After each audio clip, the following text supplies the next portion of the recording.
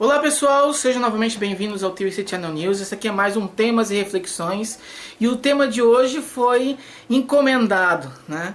Encomendado por um grande amigo meu aqui da internet, que é o João Vitor Dias, que tem um canal também no YouTube, e que ele está querendo fazer um vídeo falando sobre o incesto, a pedofilia e uma série de coisas, e pediu que eu fizesse esse vídeo aqui explicando essas questões do ponto de vista da psicologia.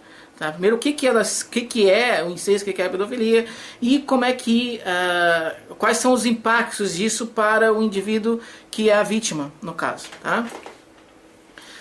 Bom, primeiro é o seguinte, né? Quando a gente vai falar de incesto, né, existem muitas questões envolvidas ali, principalmente em função de equívocos até, tá? E jargões sociais, jargões filosóficos e até mesmo jargões científicos de algumas décadas atrás. No sentido de que consideramos, muitas pessoas são levadas a crer que uma relação incestuosa ela tem uma base natural e ela só não acontece por causa de pressões sociais. Certo? Bom, isso não é verdade. Não é verdade diante daquilo que a gente conhece hoje. Por quê? Porque uma relação incestuosa é uma relação entre membros da família, entre parentes.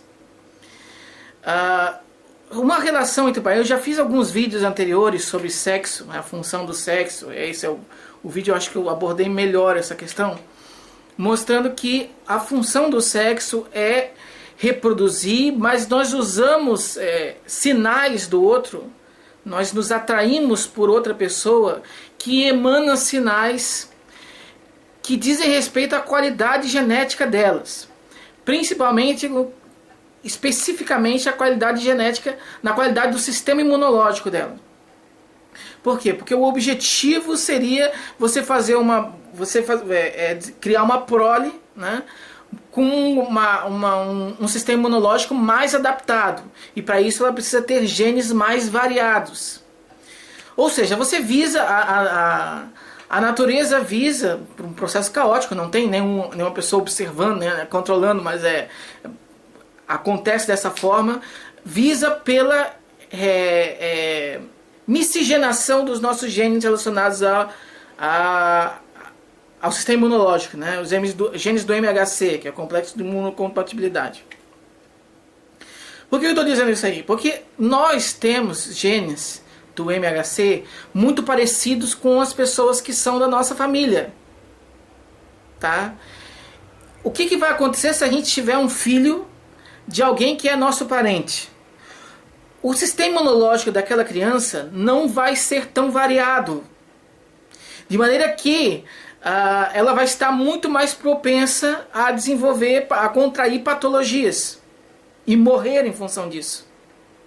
Porque ela vai ser uma criança muito mais frágil. Então, existem mecanismos, fazem parte da natureza humana, universais.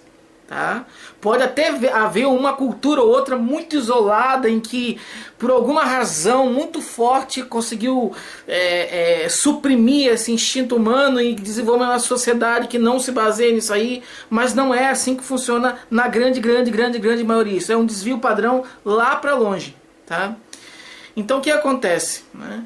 A gente tem estamos adaptados com alguns mecanismos responsáveis para evitar que tenhamos interesse sexual por pessoas que fazem parte da nossa família. Tá? E nós detectamos isso principalmente através dos feromônios. Então, aqueles feromônios que são parecidos com o nosso, ou aquele cheiro, o cheiro é diferente de feromônio, né? Então aquele cheiro também, que é muito parecido com o nosso, geralmente a gente não se atrai por ele. Porque essa semelhança indica uma semelhança de qualidade, semelhança de genes do complexo de imunocompatibilidade. Logo, aquela pessoa não é uma pessoa ideal para você pensar em ter relações sexuais. Okay? Então, nós temos esse mecanismo que nos impede de fazer isso. Qual é a emoção que guia esse nosso mecanismo de aversão ao incesto? Certo? Essa aqui eu coloquei no fundo. Não sei se tá dando um pouco de... Vamos ver se dá para aproximar aqui.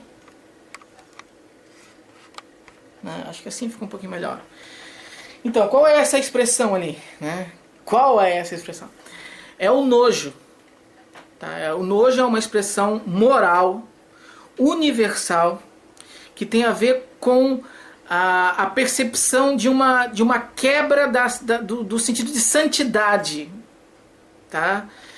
Existem três normas morais pra gente. É o princípio da santidade, da autonomia e da comunidade. Para cada uma, para o rompimento de cada uma dessas categorias da nossa moralidade, existe uma emoção específica. As 3 emoções morais que existem é o nojo, a raiva e o desprezo. Tá? A gente vai falar do nojo. O nojo está relacionado com o rompimento da santidade. Por isso que, às vezes, quando eu vou chegar na questão da pedofilia, né, a gente reage com nojo quando houve algum caso de pedofilia e tal. Porque atribuímos que aquele indivíduo, que é o pedófilo, rompeu a moral da santidade, rompeu a pureza de uma criança. Certo? Por isso a gente reage com essa emoção. E além dessa questão moral envolvida com o nojo, uma das funções também do nojo envolvida na sobrevivência é fazer com que a gente evite entrar em contato com determinadas coisas. Ou evite entrar em contato de determinada forma com determinada coisa. Então o nojo ele também é uma emoção de aversão, tá? De repulsa. Então faz todo sentido, e não só porque faz todo sentido, mas já foi investigado. Eu vou colocar aqui embaixo as referências para você poder conferir isso aí. Já foi investigado que nós sentimos nojo quando sabemos ou quando pensamos em manter uma relação incestuosa com alguém.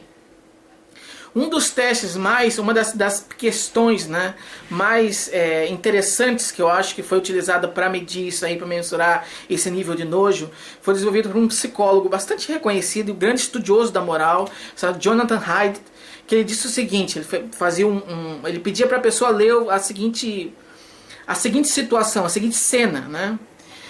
Havia dois irmãos com praticamente a mesma idade, um homem e uma mulher, né? Um casal de irmãos. Eles estavam viajando para Paris de navio. Uma noite, eles estavam dentro do quarto, estavam dividindo o mesmo quarto, porque eram irmãos, e de repente pensaram como é que seria se eles fizessem sexo naquela noite. Então, sabendo que a irmã dele estava usando pílula anticoncepcional regularmente, e ele iria usar camisinha, tá, para evitar ainda mais a concepção e principalmente para evitar qualquer tipo de doença, eles decidiram fazer sexo. Viram que não foi uma situação muito interessante e abandonaram aquilo ali, ou não contaram, não resolveram que aquilo ali ficaria como um pacto entre eles, com um segredo entre eles, e não contariam para ninguém. Aí a pergunta que eles faziam para a pessoa é: o quão certo foi esse comportamento? E o que você sentiu quando leu isso aí?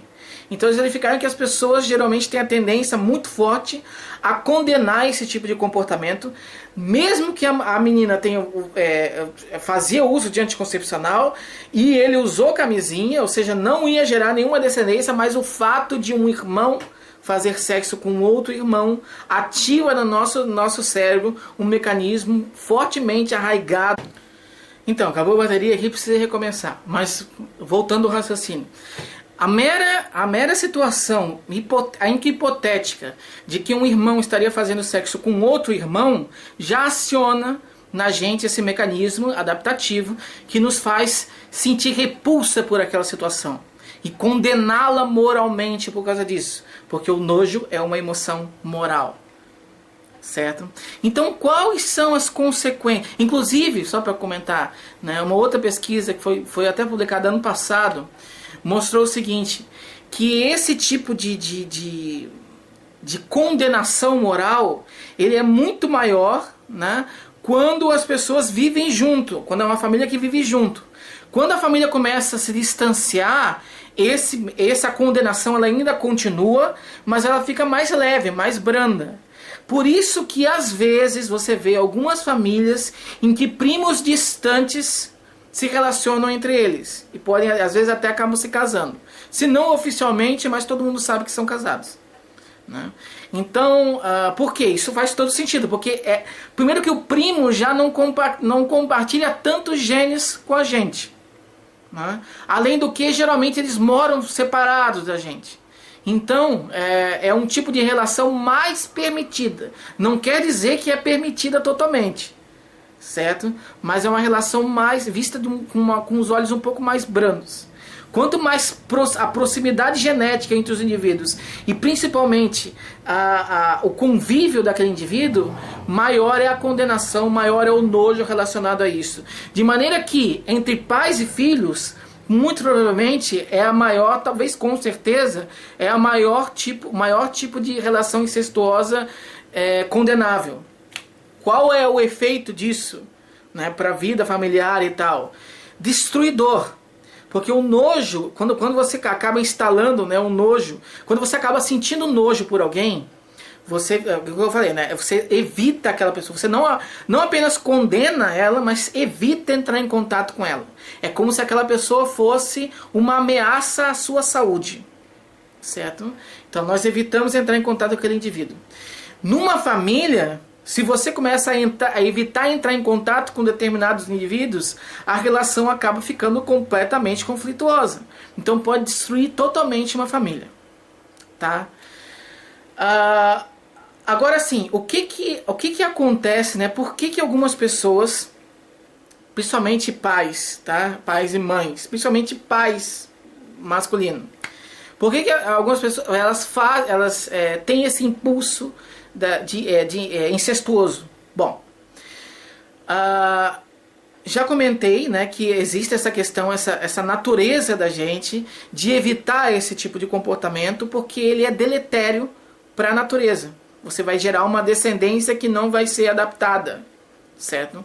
E além disso tem um monte de doenças que podem acontecer, de parentes consanguíneos terem filhos, pode nascer com uma série de deformações, enfim.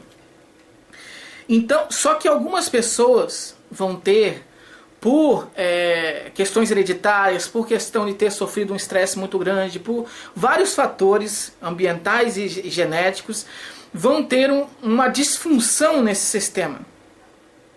Certo?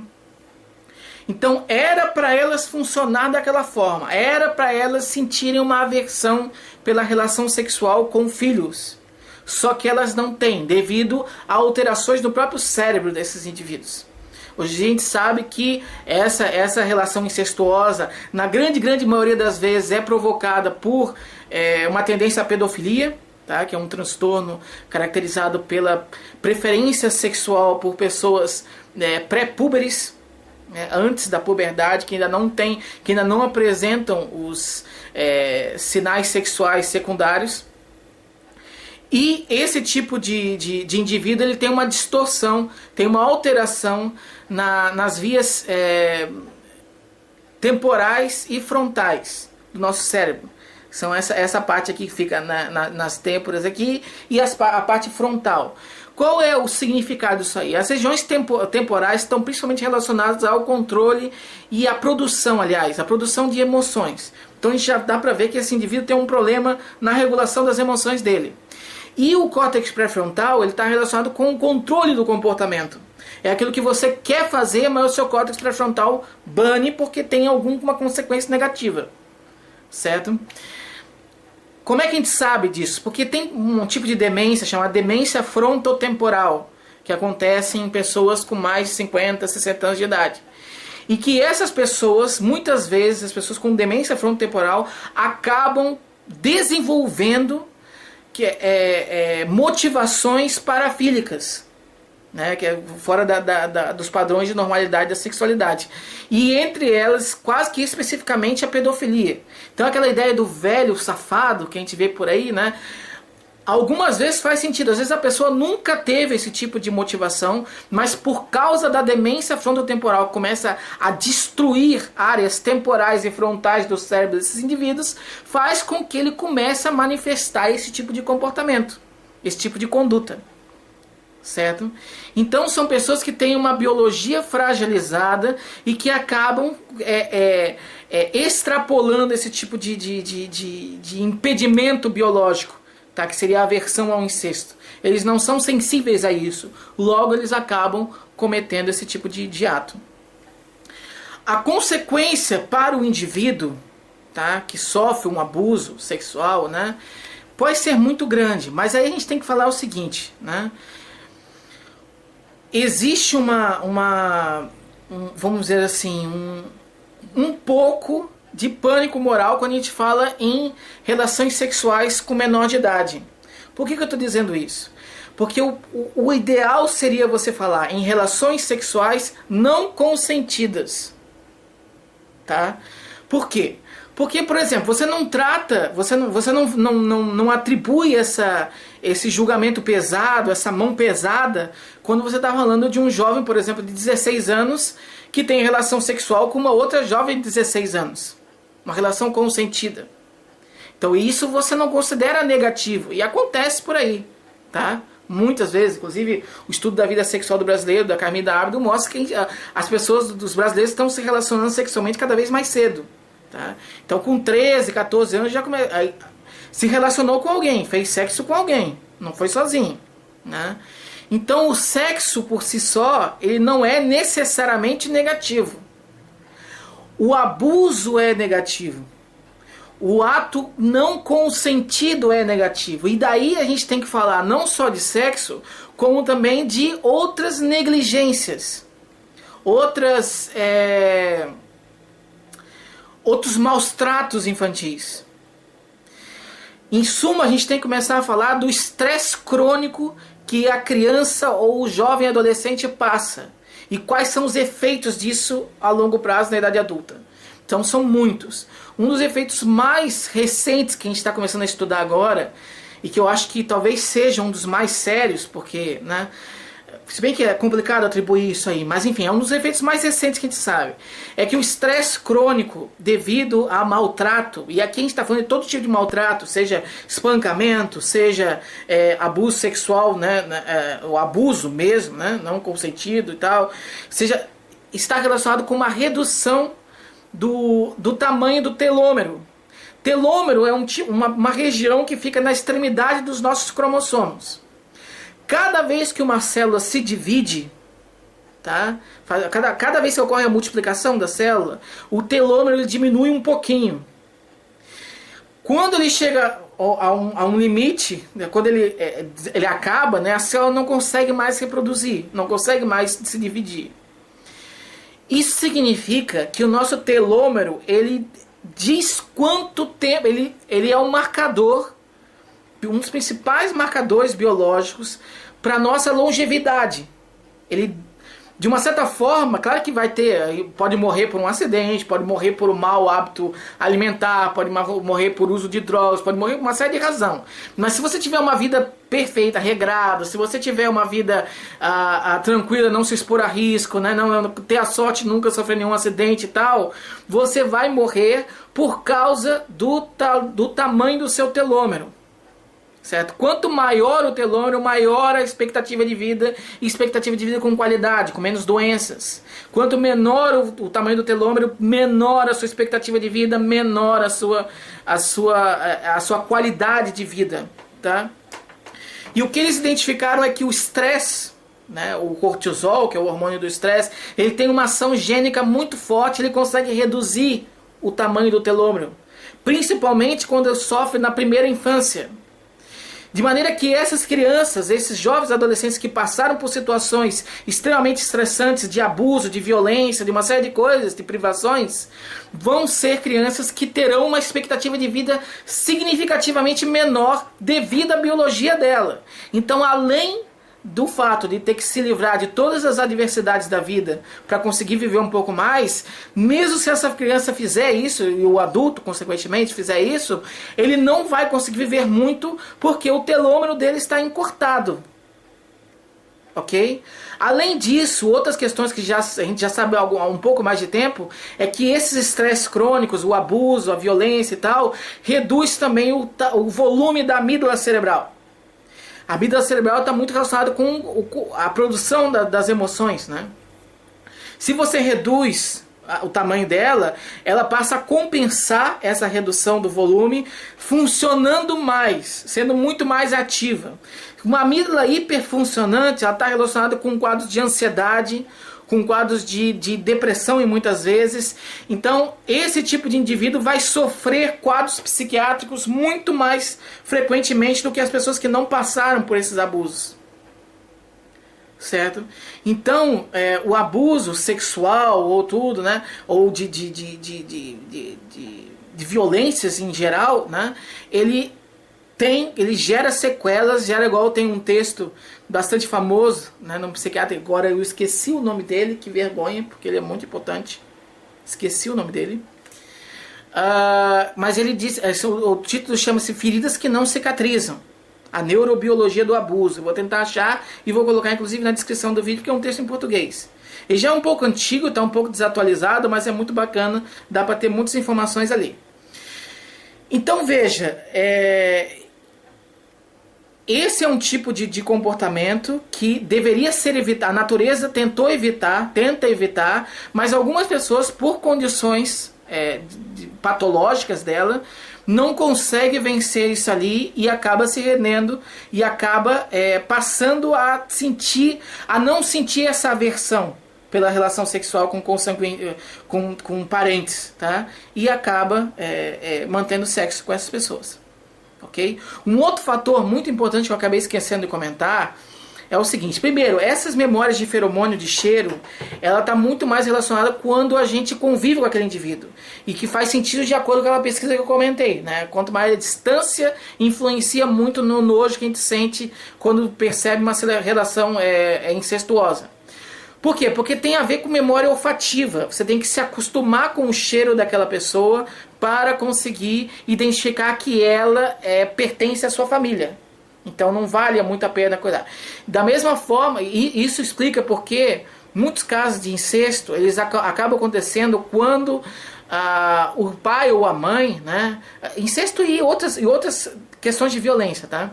Acaba acontecendo quando o pai ou a mãe foi muito ausente, principalmente nos primeiros anos de criação daquela criança. Tá? Porque ele não registrou de forma adequada o cheiro dela.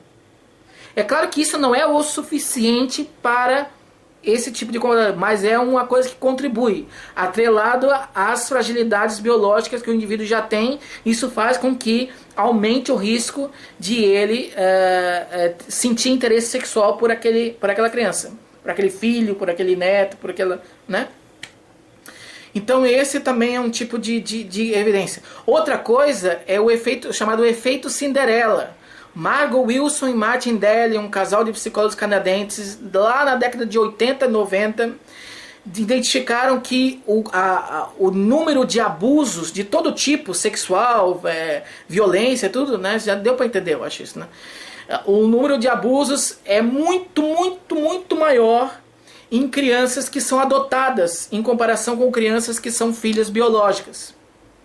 Certo? Por quê? Porque justamente o filho biológico existe aquela relação de parentesco muito forte e que impede significativamente a intenção sexual ou a intenção de agredir seriamente aquela criança.